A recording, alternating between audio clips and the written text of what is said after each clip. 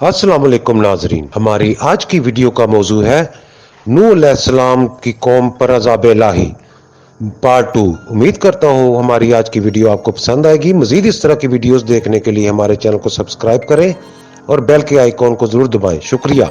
कौम के उन सरदारों ने जिन्होंने कुफर की राह इख्तियार की थी कहा, हम तो तुम में इसके सिवा कोई बात नहीं देखते कि हमारी ही तरह के एक आदमी हो, और जो लोग तुम्हारे पीछे चले हैं उनमें भी इन लोगों के सिवा कोई दिखाई नहीं देता जो हम में जलीलो हकीर हैं और बेसोचे समझे तुम्हारे पीछे हो लिए। लोगों में अपने लिए कोई बर्तरी नहीं पाते बल्कि समझते हैं कि तुम झूठे हो।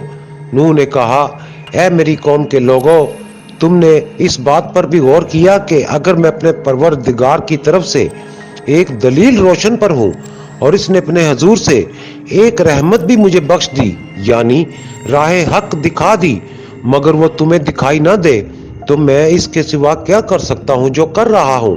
क्या हम जबरन तुम्हें राह दिखा दें हालांकि तुम इससे बेजार हो?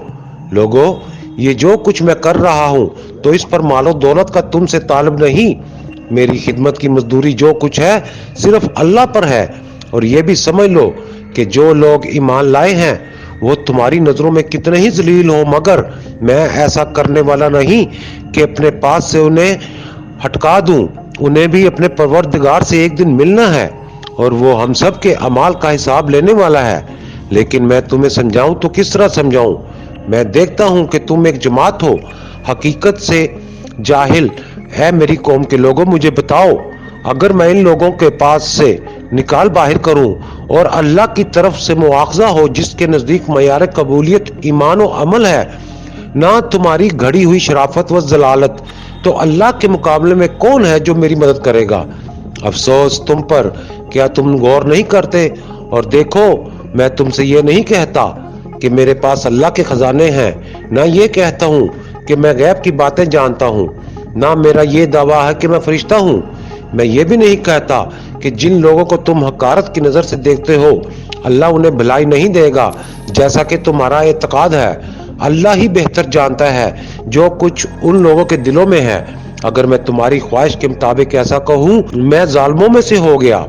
बहरहाल हजरत नूह अलैहिस्सलाम ने इंतहाई कोशिश की कि बदबख्त कौम समझ जाए और अल्लाह की रहमत की आगोश में आ जाए, मगर कौम ने ना माना।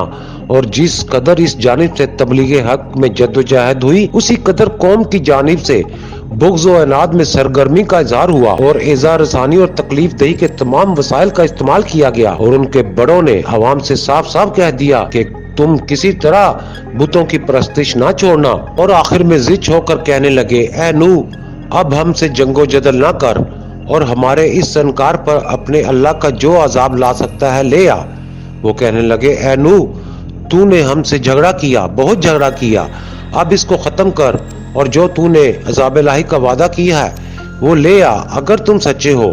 हजरत नूह अलैहिस्सलाम ने यह सुनकर उनको जवाब दिया कि अजाब इलाही मेरे कब्जा में नहीं, वो तो उसके कब्जा में है जिसने मुझको रसूल बनाकर भेजा है। वो चाहेगा तो ये सब कुछ भी हो जाएगा।